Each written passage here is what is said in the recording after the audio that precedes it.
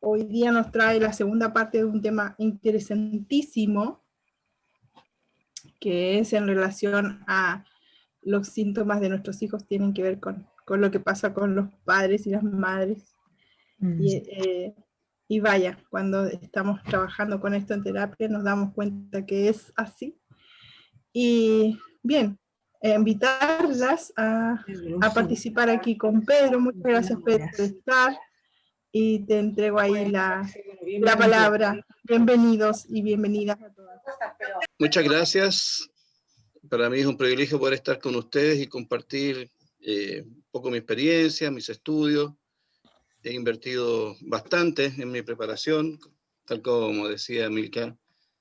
Esto se ha transformado en mi pasión. Es algo que de verdad ha transformado mi vida personal, mi vida familiar. Y me ha impresionado mucho en lo que podemos entregar a muchas personas. Una recomendación para que no tengamos ruidos ambientes, si pueden mantener sus micrófonos en silencio, se lo agradecería. Milka, de todas maneras, te voy a dar un coanfitrión para que si me puedes ir ayudando. Ahí, déjame ver dónde estás. Aquí estás, Milka. Ok. Entonces ahí también me puedes ir ayudando con los micrófonos. Bien. La verdad es que para mí fue una gran sorpresa, una muy grata sorpresa, saber del interés de lo que había expuesto la vez anterior. Yo no tenía preparado o sea, tengo bastante información para entregar, pero no pensé que me iban a estar pidiendo una segunda parte de este tema de los niños, que de verdad es impresionante. Debo reconocer que la vez anterior no me di cuenta en qué momento pasó una hora. Yo juraba que íbamos 15, 20 minutos, de pronto miro, yo tenía una reunión a las 10. De repente miro y veo que ya estábamos encima de la hora, entonces quedó bastante material afuera. Se notó en todo caso que hubo mucho material que no alcancé a verlo con ustedes. Entonces hoy día quiero entregar más información.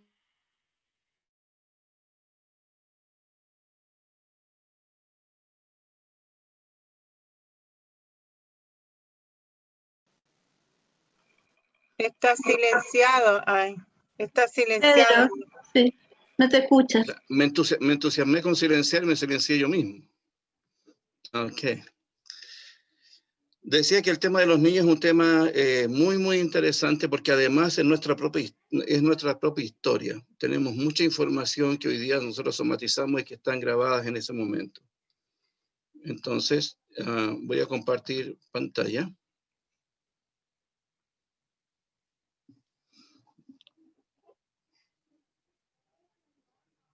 Muy bien. Creo que ahí ya lo pueden ver.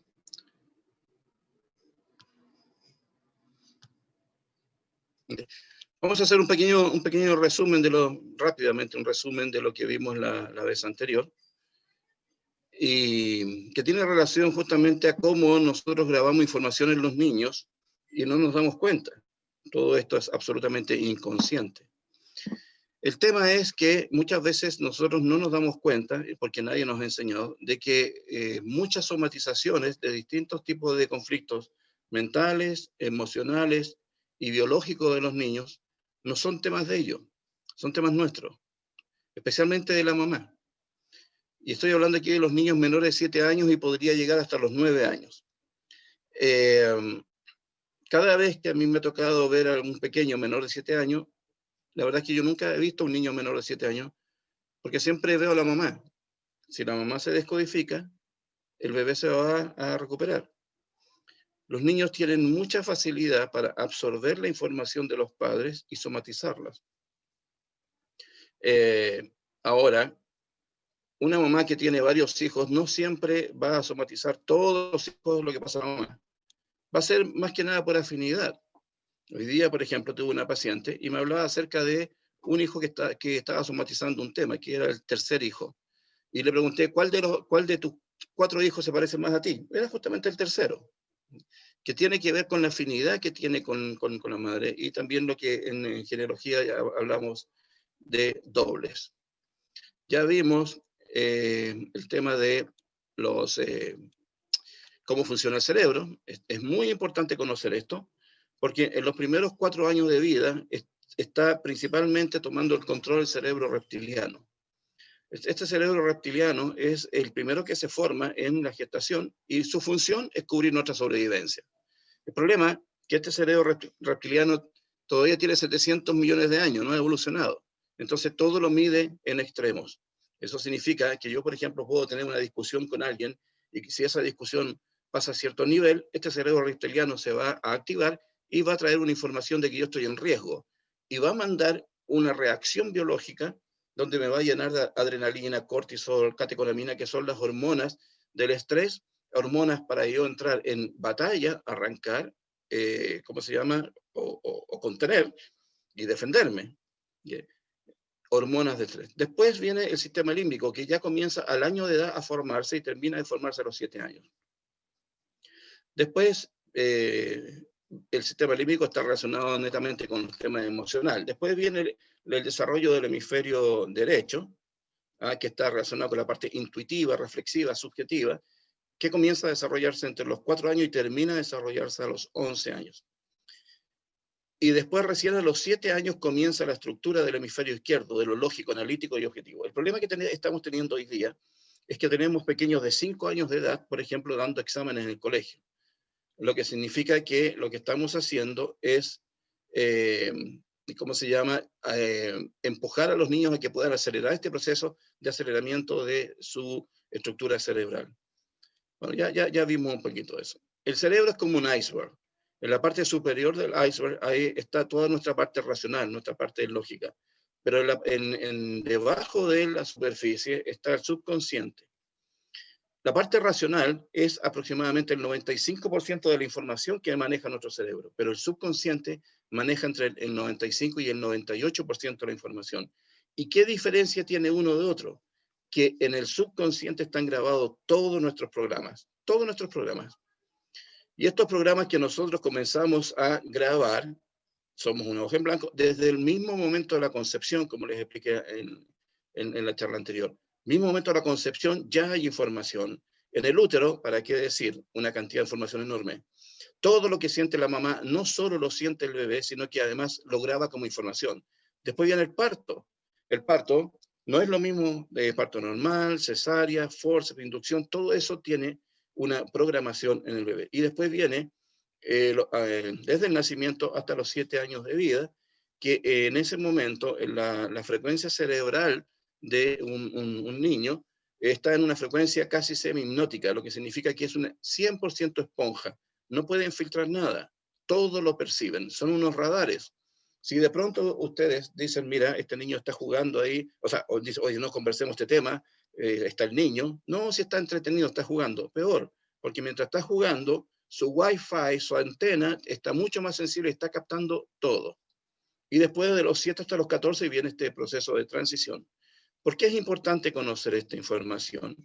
Porque aquí se concentra el 80% de la programación que nuestro cerebro va a utilizar como referencia para responder en nuestra vida. Entonces, ¿qué significa eso?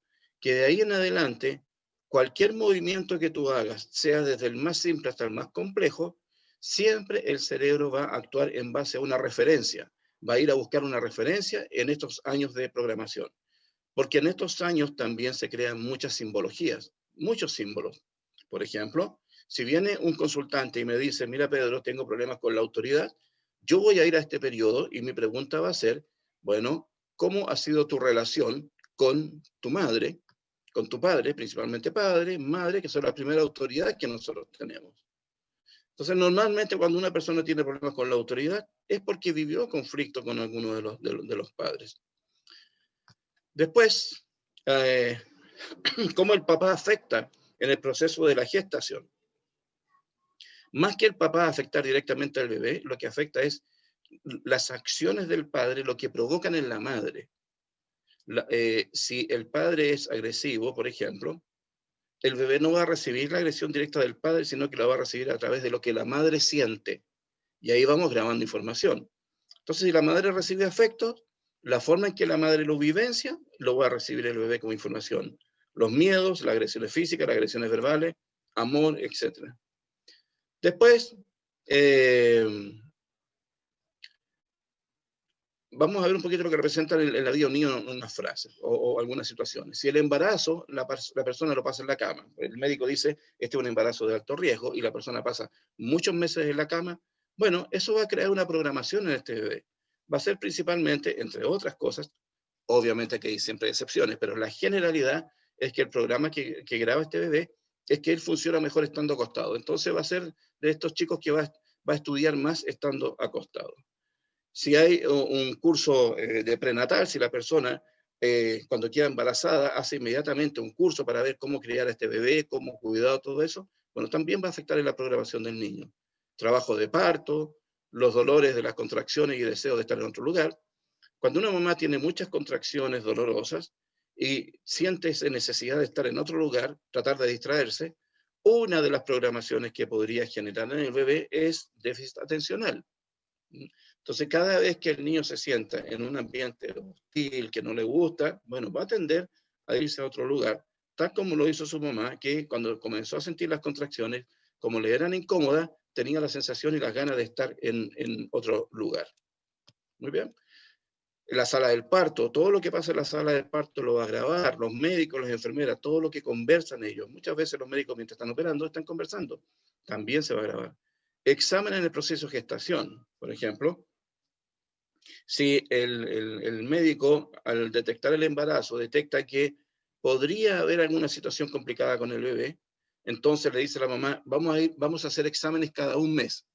Cada vez que la mamá vaya a realizarse un examen, lo que va a suceder ahí es que el nivel de estrés que lleva la madre, porque, ¿qué pasa? La madre siempre va a ir asustada, tratando de dejar de sentir o va asustada pensando de que le pueden dar una mala noticia. Entonces, cada vez que ella va a hacer sus exámenes para ver cómo está el crecimiento de su bebé, va a ir con ese estrés de que ojalá salga todo bien, y va con miedo de que no le vayan a dar una mala noticia, que va a grabar en el bebé, el niño, que cada vez que se enfrente este hijo a situaciones de estrés importantes, va a generar el mismo miedo que la madre tenía en el momento de ir a hacer sus exámenes. La presión que hace la enfermera para sacar al niño también lo va a grabar, van a ser niños que hay que estar presionándolos para que se muevan. La salida del bebé también graba, si la madre entra en pánico y pierde el control, también va a grabar una información. Un trabajo inducido puede permitir que una persona, por ejemplo, sean de estas personas de estos niños, que lo que los demás digan ellos hacen. Oye, hagamos esto, bueno, me da igual, hagámoslo. Otros toman decisiones por él. Muy bien. También, si el niño está en trabajo de parto, pero hay complicaciones. Recuerden que el trabajo de parto lo hace el bebé. La mamá solo siente las contracciones. Entonces, la forma como hace ese trabajo de parto y la forma como termina ese trabajo de parto va a marcar una información que ese bebé lo va a somatizar al momento de nacer, en su primera infancia, en su adolescencia o de adulto. El trabajo de parto por goteo, también grabar, los bebés nacidos con urgencia graban mucha información ahí. También pasa cuando uno de los padres, en el momento de enterarse del embarazo, expresa en algún momento que no desea que el niño nazca. Por ejemplo, uno de los síntomas que se puede manifestar en algún niño que vive esta experiencia de que, por ejemplo, la mamá al enterarse que está embarazada no lo quiere, es que puede tener algún tipo de alergia alimentaria o algún tipo de rechazo a la leche. Cada vez que existe una alergia alimentaria o algún rechazo a la leche, tenemos que mirar por qué mamá puede ser peligrosa, de manera real o simbólica. Entonces, ¿qué hago yo cuando veo un bebé que tiene problema de rechazo a la leche o este bebé lo que está haciendo es alergia alimentaria? Averiguar qué pasó con la mamá. Ha pasado muchas veces que yo le pregunto a la mamá, ¿qué pasó con el momento de embarazo? En el mismo instante que te embarazaste, ¿qué fue lo primero que sentiste? Bueno, estoy poniendo un ejemplo real que me pasó con un paciente. Bueno, lo que pasa es que yo estaba en la universidad, era muy joven, mis padres son muy tradicionales y me podían echar de la casa, no me iban a seguir pagando la universidad, entonces fue un impacto muy emocional fuerte y yo no quería este bebé. Y mi pregunta es, ¿y en algún momento se te pasó por la mente, por casualidad, la opción de abortar? Sí, me dice, pero no me duró mucho. Bueno, es suficiente, es suficiente. Ya el bebé recibió la información, mi mamá me quiere matar. Entonces, ¿qué va a pasar ahí? El bebé lo que va a vivir es justamente un nivel de estrés en que la madre es peligrosa. Entonces, lo que reciba de nutrición, la madre es la que nos nutre, ahí viene el simbolismo, lo que recibe de nutrición viene de una madre peligrosa. Y ahí pueden haber algunas alteraciones alimenticias. Nacimientos por forceps, venosas, nacimientos por cesárea, peridural. Si esta inyección distrae a la madre, bueno, vamos a tener un niño con tendencia a déficit atencional. Si es para que no duela, bueno, todo lo que sea un desafío para este niño lo va a vivir con un nivel de estrés, de miedo a sufrir, miedo al dolor. Cuando vaya a dar un examen al colegio, cuando tenga que participar en una actividad más importante, va a sentir eso. Si es para que la madre se distienda, bueno, también va a provocar una programación. Bueno, todo esto lo vimos la vez anterior. La incubadora, después del nacimiento por complicaciones, también va a agravar. Cuando es prematuro y es puesto en la incubadora. Muchas veces sucede cuando hay un bebé que es prematuro y lo ponen en la incubadora y es por baja de peso y lo ponen en la incubadora para recuperar peso, en ese momento el bebé lo más probable es que grabe el programa de la obesidad. ¿Por qué? Porque sabe que la única manera de recuperar a la madre es a través de volver a recuperar su peso. En el peso va a estar el poder recuperar a la mamá. Cuando un bebé nace y tiene ciertas complicaciones y lo separan de la madre y lo ponen en una incubadora, ese bebé va a vivir abandono. Y hay que hacer un trabajo y ahí entra Matrix, especialmente Matrix de útero, que es muy bueno para poder reparar ese momento para que recupere la conexión inicial del hijo con la madre. Después la posición de un bebé que sale de cola, ya lo vimos la vez anterior, revisar si el embarazo hubo abortos o embarazos fallidos.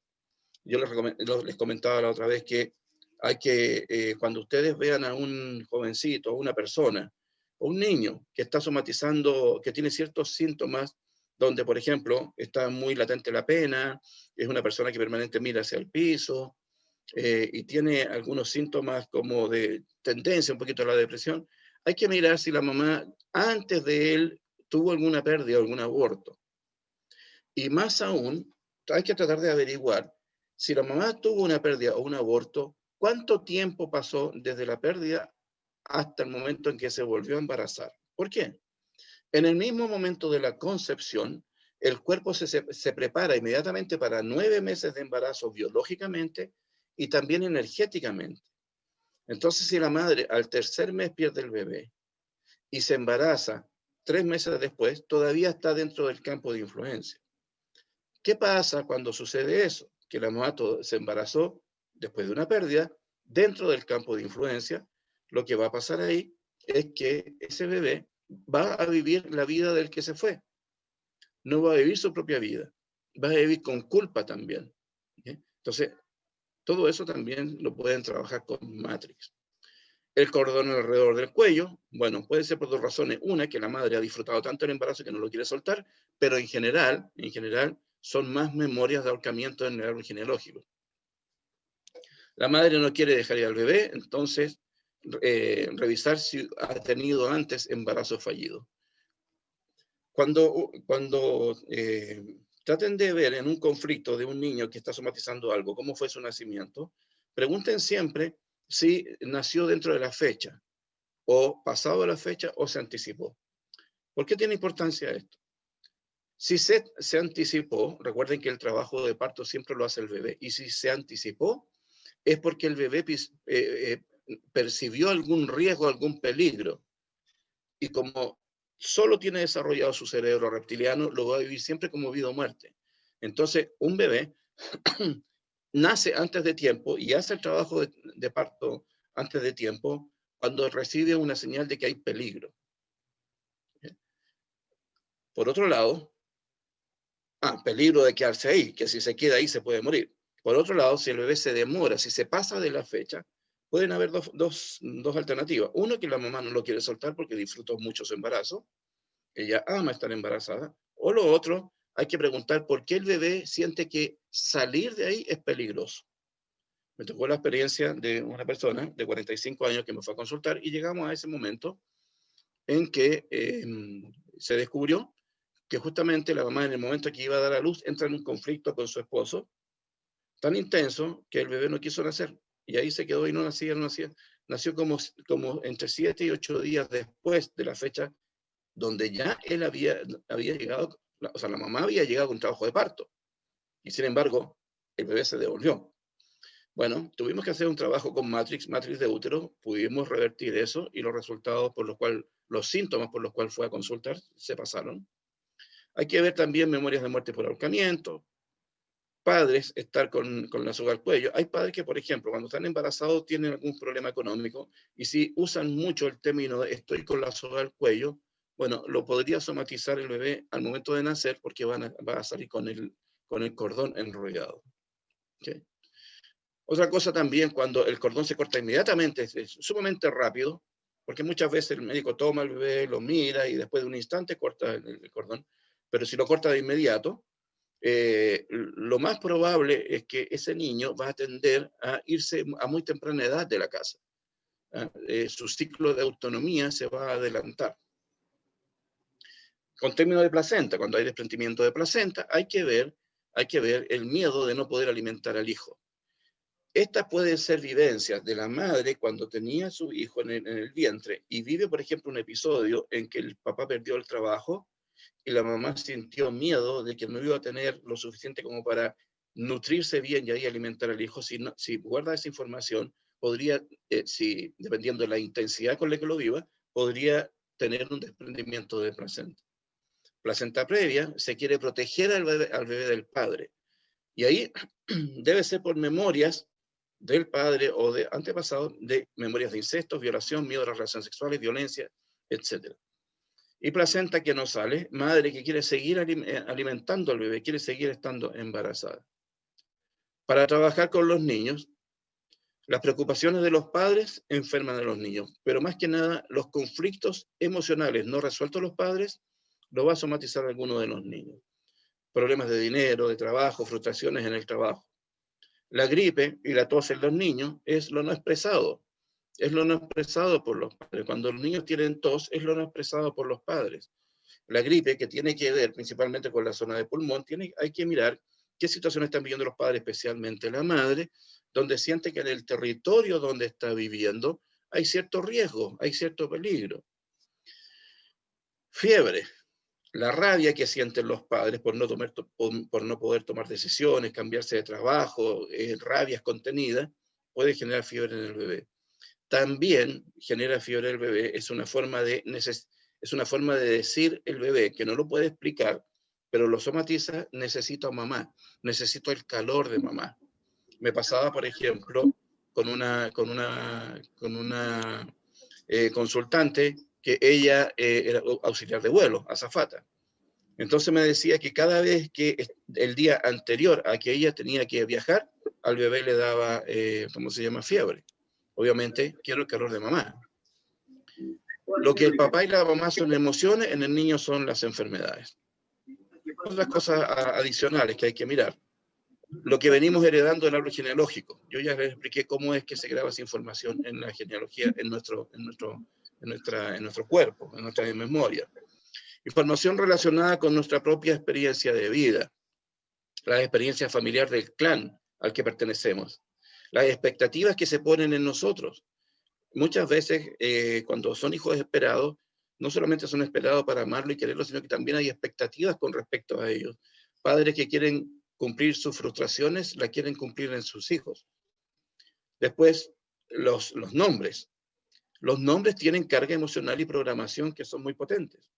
Entonces, hay que tener mucho cuidado cuando se trata de mantener por ejemplo, una tradición que es ponerle al hijo o a la hija el nombre del padre o de la madre, o en honor a la abuela o al abuelo, porque le cargamos la mochila de la persona de quien le ponemos el nombre. Yo no tenía esta información. Mi padre se llama igual que yo y yo le puse a mi primer hijo el mismo nombre. El pobre lleva 3 mochilas, la propia, la mía y la de mi padre. Entonces los nombres que tienen carga emocional importante tienen información. El primer nombre es cómo tú vas a vivir la vida de manera consciente. el segundo nombre es cómo vas a vivir la vida de manera inconsciente. La información que trae ese segundo nombre la vas a vivir de manera inconsciente. Cuando las personas tienen 3 o 4 nombres, lo que están haciendo ahí es que de alguna manera cargaron los conflictos de la persona que puso ese tercer nombre. Por ejemplo, yo le voy a poner un ejemplo. Yo tengo una hija y le pongo Macarena Alejandra. Pero viene una tía que me dice que por favor le ponga Rosa, que también es su nombre, entonces le pongo Macarena Alejandra Rosa. Al ponerle Rosa, estoy cargando los conflictos de la Rosita. ¿Okay? O sea, el favor que le estoy haciendo a mi hija porque le estoy dando el honor a otra persona. Los nombres hay que tener cuidado. Sugerencias, ¿cómo lo puedo hacer con los nombres? Por ejemplo, una de las formas de poder ayudar a un bebé, yo tengo 3 nietos pequeñitos. Mi hija, cuando estaba embarazada de mi último nieto que tiene 3 años, ella hizo que mi nieto en el vientre escogiera el nombre. ¿Y cómo se hizo eso? Bueno, mi hija tenía una lista de nombres, cerca de 40 nombres, y fue chequeando con test muscular, que Aurora siempre habla mucho del test muscular y enseña el test muscular. Y el test muscular iba indicando cuál era el nombre. Y pasó que una terapeuta le hizo un test muscular a mi hija y salió un nombre que no le gustaba ni a ella ni al papá. Entonces me dijo, mira papá, hicimos esto y salió un nombre que no nos gusta ni a mí ni Nelson, que es su pareja. Entonces, bueno, chequeamos, revisamos todos los nombres y daba, pero perfecto que era ese. Al final, mi hija, como ya por vivencia, ella no creía mucho en esto, pero por vivencia, ya se dio cuenta que todo esto es por algo, nada es al azar. Terminó poniéndole el nombre que el mismo bebé había elegido. Evitar ponerle nombre especialmente a personas fallecidas. Ponerle nombre en honor a alguien, porque cualquiera de estos movimientos en honor a alguien siempre va a cargar algo. Las etiquetas, las creencias que vamos acumulando y heredando. ¿Cuáles son las etiquetas? Por ejemplo, en Chile por lo menos tenemos mucha costumbre de poner ciertos sobrenombres. Justamente con este mismo pequeñito de mi nieto, mi hija tenía la tendencia de decirle gordito. Ya gordito, gordito, ayúdame aquí, gordito allá. Sabemos que es por cariño, pero lo que se está grabando en el bebé en ese momento es que él está recibiendo afecto, mucho afecto especial de la mamá a través del peso, a través de ser gordito. Entonces, hay que tener cuidado con las palabras, con el uso de las palabras. No es lo mismo decirle a un hijo, eres un tonto, mira lo que hiciste, a decirle, no hagas tontera. Eres un inútil, en vez de decirle, no puedes hacer eso. Hay que tener cuidado con las etiquetas porque eso va a marcar a los pequeños. De los 0 a los 7 años están unidos emocionalmente a la madre o a cualquier persona que cuide a ese niño en el hogar. Si la mamá trabaja todo el día y la nana es la que cuida todo el día, de lunes a viernes al bebé, el bebé podría somatizar algo de la nana. Si la que cuida al bebé es una tía, la abuelita o la hermana mayor, va a tender a somatizar situaciones de ellas, de la que más horas pasa con él cuidando, no solamente de la madre. Por lo tanto, el niño manifestará las emociones de la persona con quien pasa todo el día o todos los días. De los 0 a 14 años está unido a los padres y a quienes los cuidan. Y ya desde los 10 años en adelante ya intervienen ahí los tíos, los abuelos, los familiares que también entregan información. Algunos ciclos que marcan nuestros programas. El ciclo de identidad.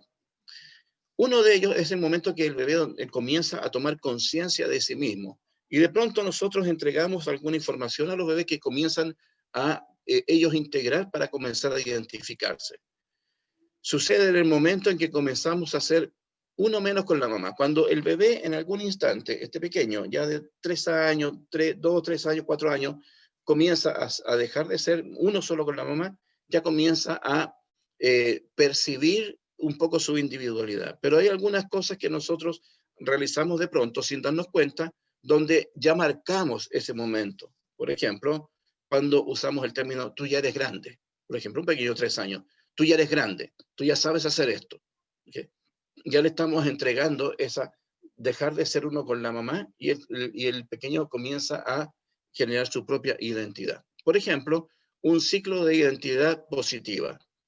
Si el niño tiene 3 años y recibe la información ya de que él es grande, y ahí comienza a tomar conciencia positiva, y por ejemplo en su cumpleaños a los 3 años, le dicen que es grande, entonces como es grande, ya tiene que apagar las velas solo, que la torta es su torta, y le entregamos toda esa información de un individuo.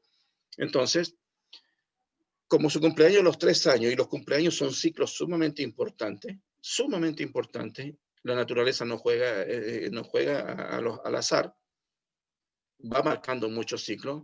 Entonces, ¿qué va a suceder? Si a los 3 años él recibió, especialmente su cumpleaños, una información importante con respecto a su identidad, ¿qué va a pasar? A los 6 se van a crear ciclos de cada 3 años.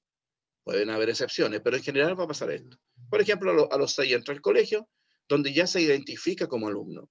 A los 12 no tendrá problemas de integrarse. A los 15 su identidad con el sexo opuesto va a ser positivo. Pero, ¿qué pasa si la información que recibe en su cumpleaños número 3 es negativa? Ejemplo, está de cumpleaños y su hermana le dice que él no es hijo de sus padres, que es adoptado, que lo recogieron de la basura. Esta es una broma que se hace siempre, pero cuando se le hace a un niño menor de 7 años, para el cerebro de ese niño nada es broma. ¿Okay? Va a grabar entonces un estrés negativo. A los 6 años no se va a integrar a los grupos. A los 9 años será pendenciero, tendrá mucho a pelear. A los 12 años podría ser incluso hasta expulsado en el colegio o va a tener muchas complicaciones. A los 15 años le irá mal con el sexo opuesto, porque entra en un ciclo de no soy aceptado porque no pertenezco. Consecuencias posibles, dejará que abusen de él o de ella con la esperanza de ser finalmente querido. Deseará tanto imponerse que lo hará de la manera violenta, brutal, lo que se traducirá como lo que va a traducirse para él como una derrota. Cuando el niño no logra identificarse, puede pasar que no logra identificarse, lo hace sentir muy mal o lo hace muy tarde. Si lo guaguateamos mucho, si es un bebé para la mamá durante mucho tiempo, obviamente va a tener algunas complicaciones. ¿Okay? Y ahí hay que buscar el conflicto biológico de la madre. Cuando el niño no logra tener una identificación, hay que buscar cuál es el conflicto de la madre. Madre sobreprotectora, como si su hijo siguiera en su vientre. Cualquier cosa que haga será bajo la supervisión de la madre. Que también entonces aquí tenemos una madre que no solamente es sobreprotectora, sino que además controladora. A los 8 años va a tomar conciencia de su identidad de manera brutal y negativa, y será por medio de sus amigos o compañeros de colegio. Ustedes saben que a esas edades los niños no siempre son muy sanos para lo que dicen, a veces son bastante crueles. Entonces, el niño cerca de los 8 o 9 años recién va a tomar conciencia de que él está siendo todavía un bebé prácticamente. Se sentirá diferente porque será un bebé al lado de los otros. Su identidad es negativa y dependiente. A los 16 años le irá mal con el sexo opuesto. ¿Por qué? Porque sigue siendo el bebé de mamá. A los 24 se casará, pero mal. ¿Por qué se casará mal? Porque una tendencia de estos pequeños, tanto hombres como mujeres, en el caso de un varoncito, va a atender en la pareja, va a tender a buscar a la madre.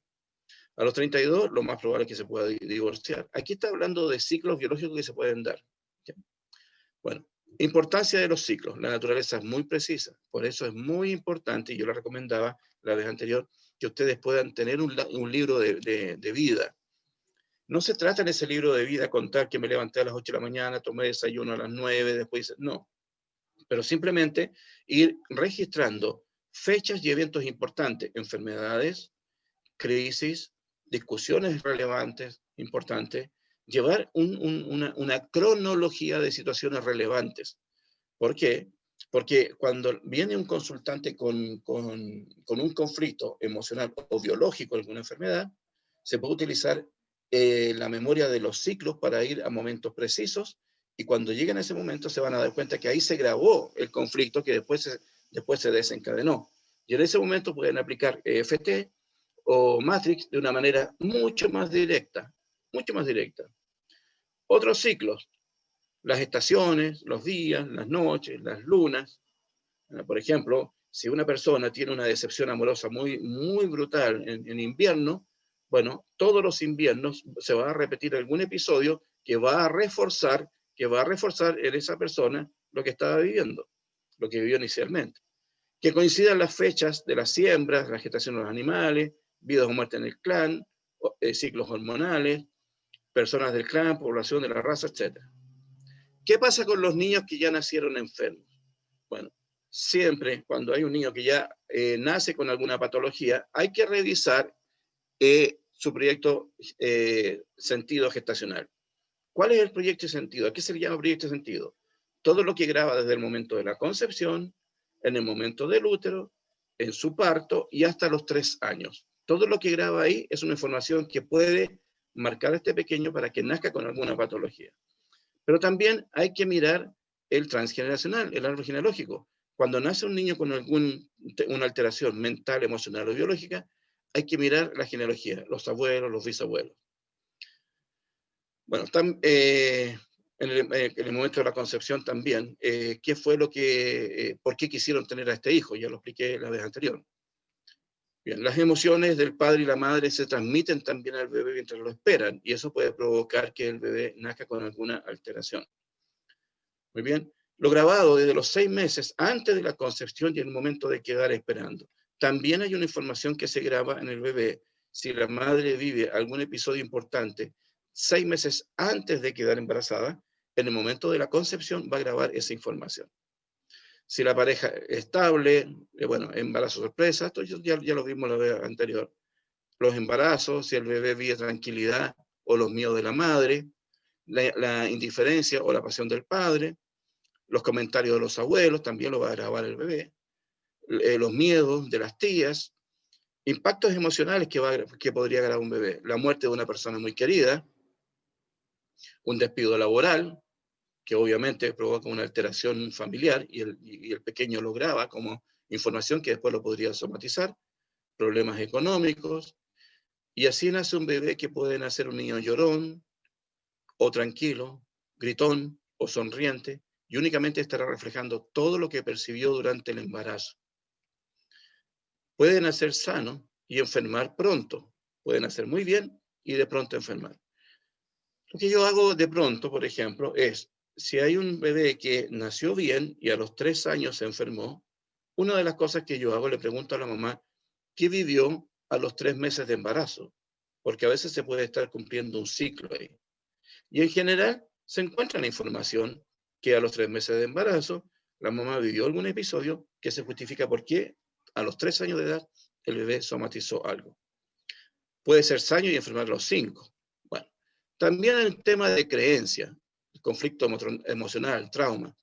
Todo trauma, todo conflicto emocional termina generando una creencia.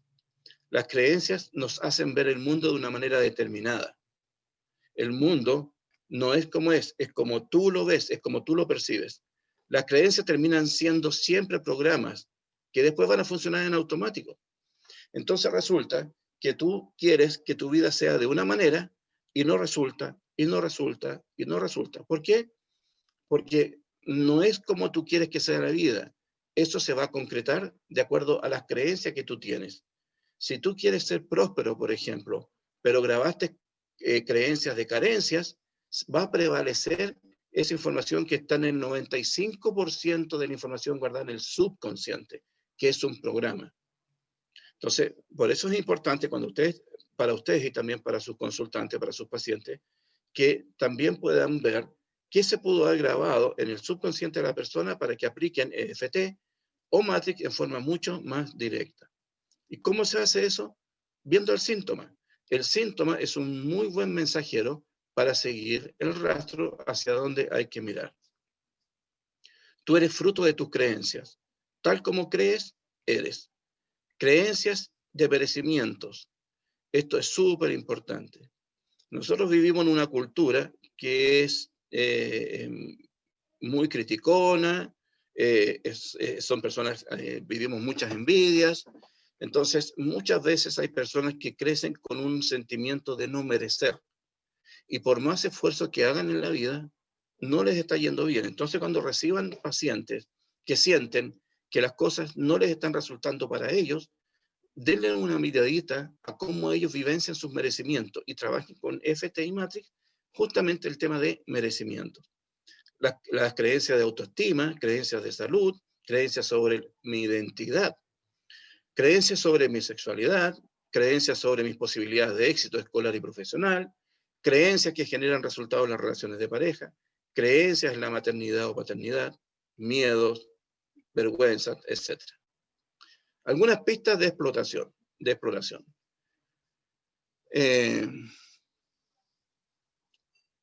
Hay que evitar transformarse en víctima de los comportamientos de los hijos.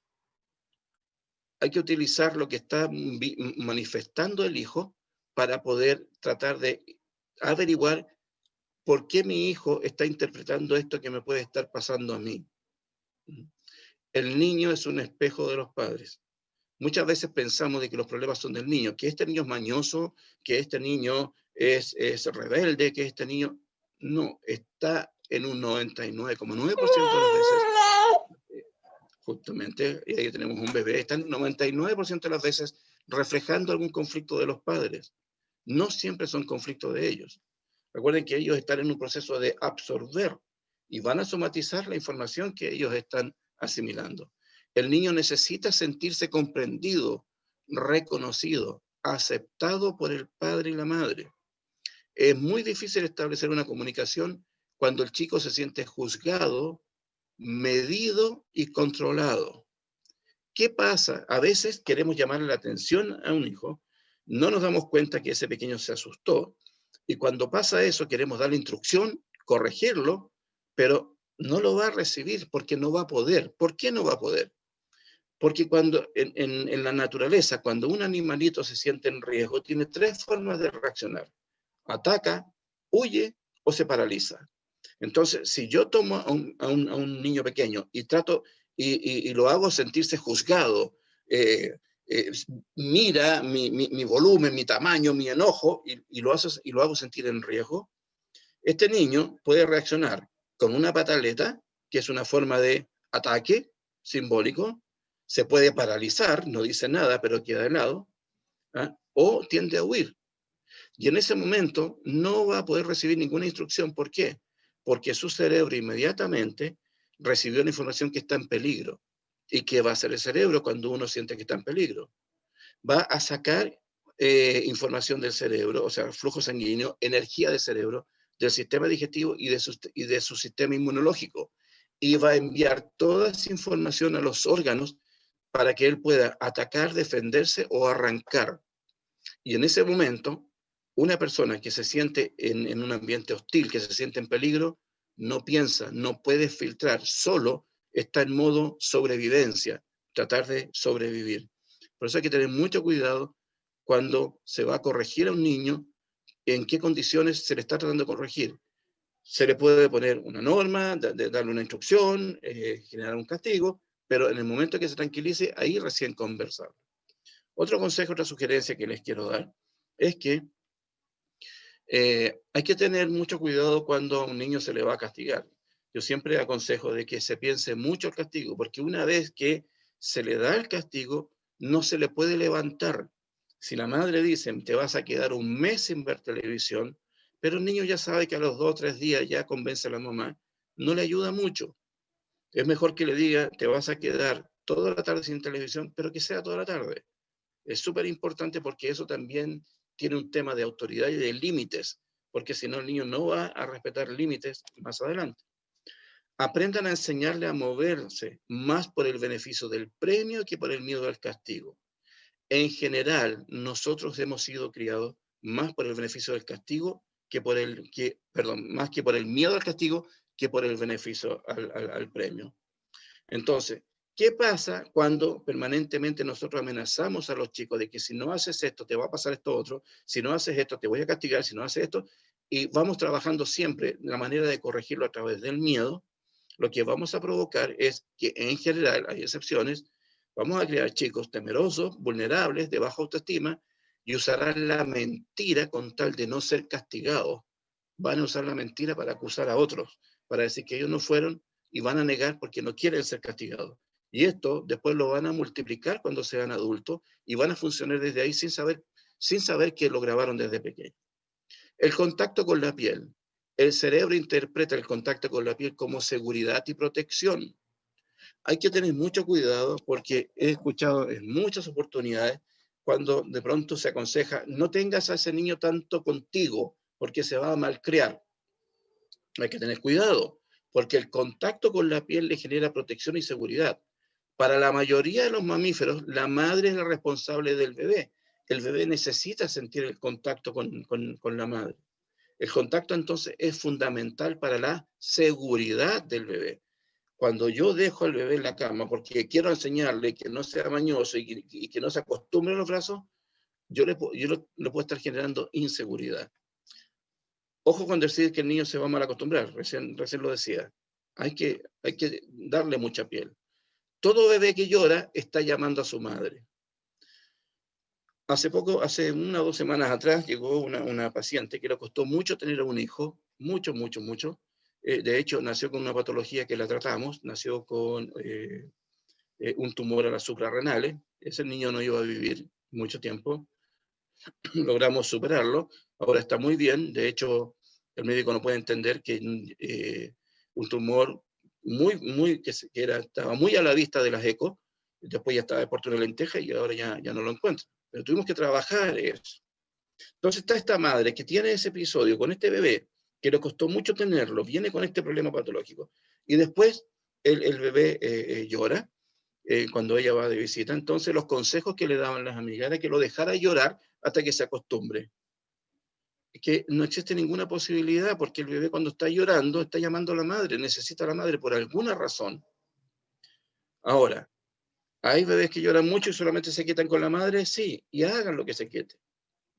Cuando usan esta técnica de que el bebé llore, para que después deje de molestar, y se acostumbre a no llorar, lo que está pasando en ese momento es que ese bebé se está construyendo con abandono.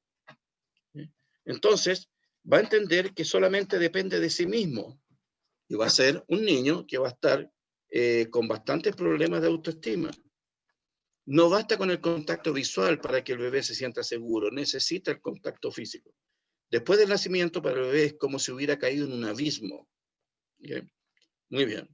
No es maña, es sobrevivencia. Recuerden eso. No es maña, es sobrevivencia.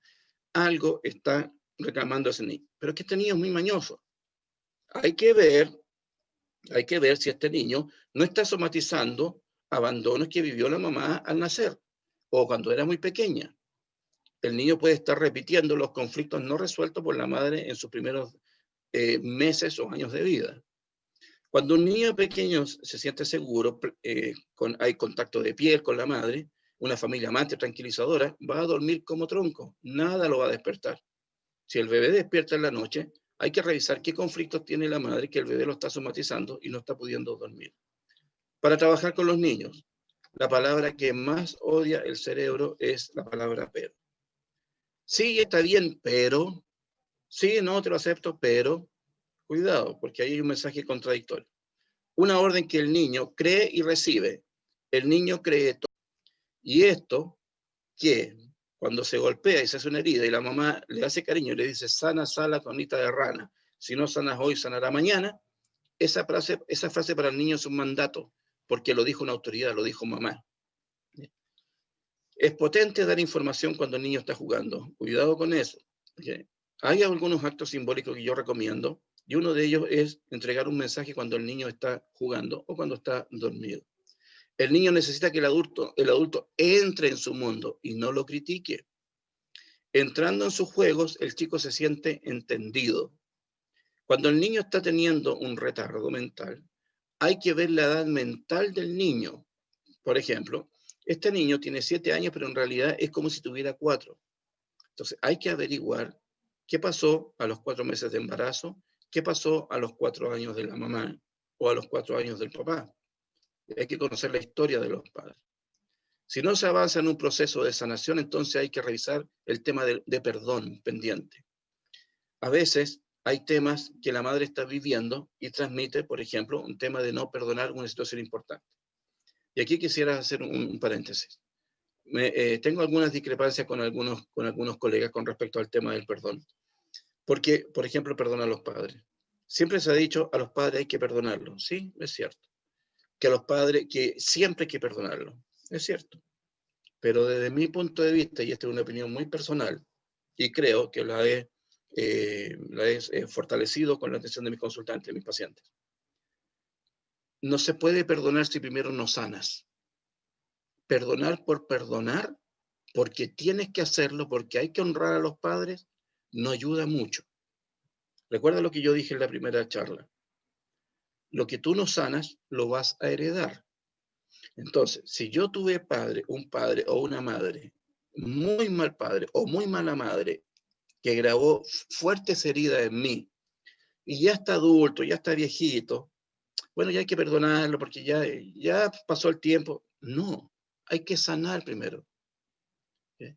Más aún si todavía persisten sensaciones y sentimientos de odio hacia una madre o hacia un padre. Primero hay que sanar para que en forma natural venga el proceso de poder perdonar. Entonces, a veces un niño puede estar manifestando a nivel mental, emocional o biológico una falta de perdón pendiente de la madre. Si esa falta de perdón con la madre, por ejemplo, tiene que ver con su padre o su madre que ya fallecieron, bueno, ustedes pueden utilizar lo que también ha enseñado Aurora, espacio sagrado, para que cierre el duelo en ese momento. Pero el perdón, desde mi mirada, siempre tiene que venir después de un proceso de sanación. Si no, lo único que se está haciendo es poner un parche sobre esa herida. Y lo que tú no sanas, lo vas a heredar. Entonces, esa herida no sanada, la va a tener que sanar un hijo, un nieto, un bisnieto. Algunas invariantes. En los gemelos, por ejemplo, los efectos de la pérdida de un gemelo durante el embarazo. Si hay gemelos y nace uno solo, el que nace va a cargar con la culpa del que se fue. Hay conflictos de separación, se puede somatizar en migrañas, en depresión, culpabilidad del sobreviviente, culpabilidad de no haber podido ayudar a vivir a mi hermanito, culpabilidad de haberse quedado con todo y el otro no tuvo lo suficiente para vivir. Entonces, ¿qué puede causar esto si no se trata? Que, por ejemplo, este niño, si crece, fue un gemelo, pero nació él nomás y el otro no alcanzó a nacer. Él siempre va a vivir todo desde el punto de vista de que hay cosas que no merece. ¿Okay? El caso de los huérfanos, bueno, en el caso de los huérfanos, cuando son adoptados, siempre es porque hay un mandato del árbol genealógico. El que tú tengas hijo o no tengas hijo no es una decisión personal. Nace como una decisión personal, pero en realidad es un mandato del árbol genealógico.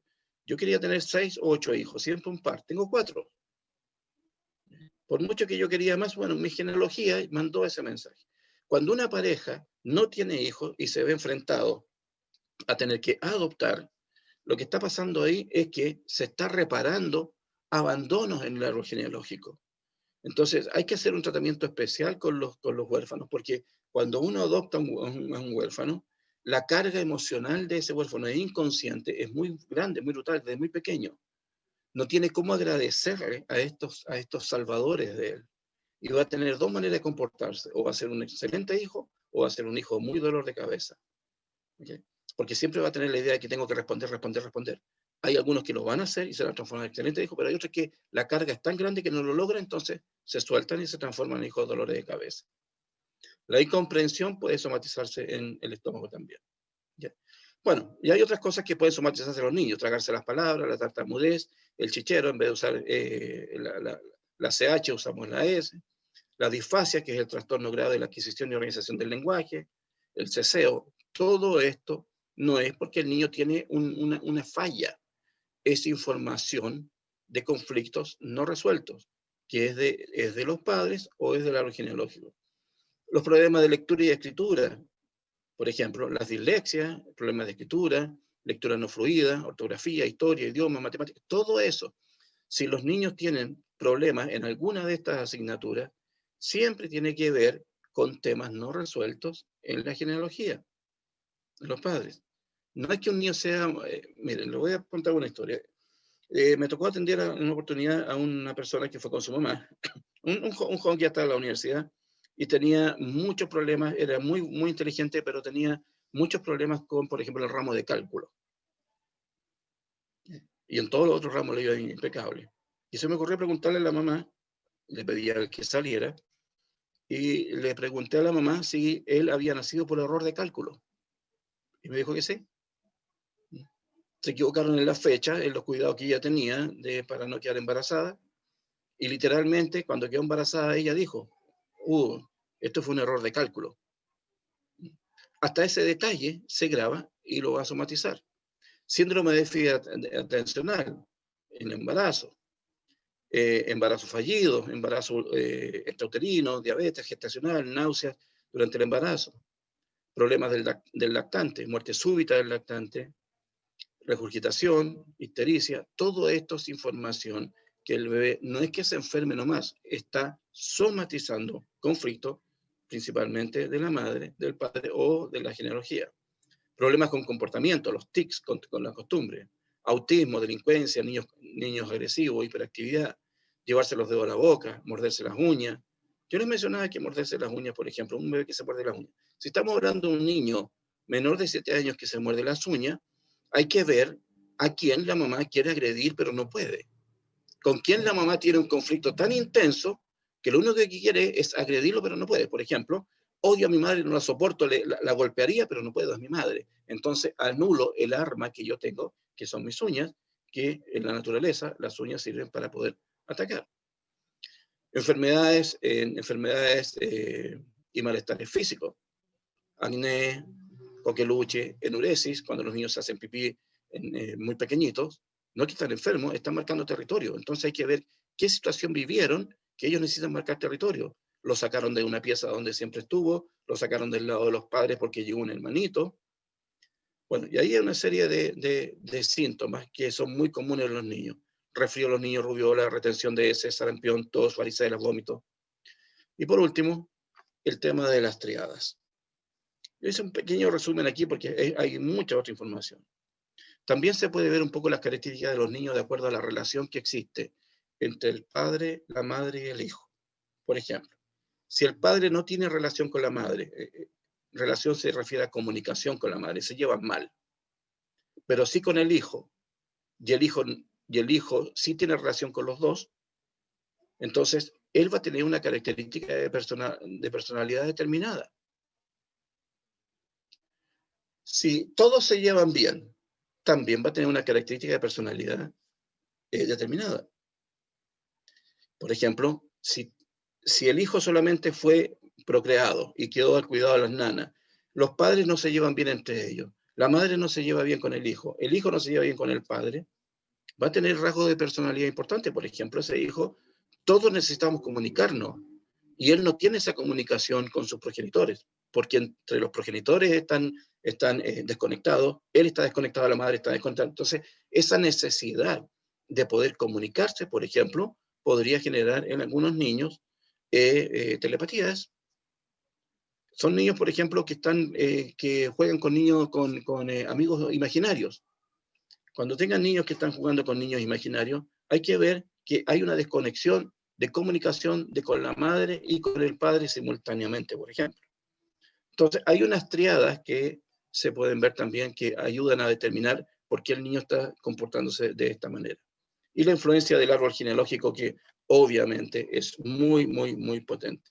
La genealogía, de verdad, es algo que en algún momento podríamos hablar de esa, porque hay muchas cosas que nosotros heredamos. Lo no solucionado, todos los sufrimientos, traiciones, violaciones, incestos, niños abandonados, niños no reconocidos, es una información que se va a ir heredando. Alguien la va a somatizar y alguien va a tener que sanarla. Entonces ahí podríamos entender por qué hay niños que nacen con ciertas deficiencias mentales, por qué los Down, por ejemplo, por qué los Asperger, por qué los autistas, por ejemplo, cuando nace un autista, es porque han habido 4 generaciones de secretos muy sucios, secretos a voces, pero nadie los habla. No se puede hablar de esto. Familias que viven muchos secretos, muchas situaciones muy conflictivas, y en la 5ª generación van a ser un autista, que está mostrando justamente todos los secretos sucios o deshonestos o cosas que no estaban correctas, pero todo se vivió en silencio. No, nunca se habla de eso, por ejemplo. ¿Muy bien? Ok, igualmente quedó bastante información, pero es lo que le puedo entregar a ustedes. Lo importante es conocer el síntoma, tratar de ver, en el caso de los niños menores de 7 años, que puede llegar hasta los 9, recuerden, todo lo que ellos somatizan, sí o sí, es un conflicto no resuelto por la mamá. Si nace con algún conflicto, una alteración emocional, mental o biológica, si nace con eso, entonces hay que revisar mamá, papá y abuelos y bisabuelos, ya transgeneracional. Entonces, como nadie nos enseña esto, muchas veces pensamos que el niño es el que tiene estos problemas. No, el niño no tiene problemas, el niño es un mensajero. Y ese mensaje lo está mandando a nivel de forma mental, a una alteración mental, alteración emocional o a través de una enfermedad. Es un mensajero. Me encantó participar con ustedes. Les agradezco su gentileza de estar esta noche. Un abrazo grande a cada uno. Milka, te dejo para que tú puedas finalizar. Oye, Pedro, ¿qué nos podrías dar? ¿Das entre semana el curso de esto? A mí me interesaría el curso. Yo pronto voy a dar una charla. Lo que pasa es que yo ya comencé la formación, ya estamos en 2.º módulo, y estoy preparando la 3ª formación. ¿Okay? Esa información se las voy a hacer llegar ahí a Chem, que Claudita ha tenido muy buena voluntad para poder publicarla.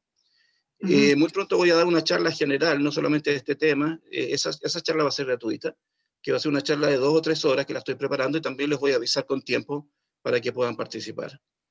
Ahí es muy interesante porque vamos a ver un tema de relaciones de pareja también. ¿Okay? A ver si nos avisan en WhatsApp, ¿no? Ahí en Hashem. Sí, ¿no? sí, claro. Claro. Gracias. Okay. Muy bien. Milka, ¿estamos? Gracias, Pedro, por su aporte. Encantado.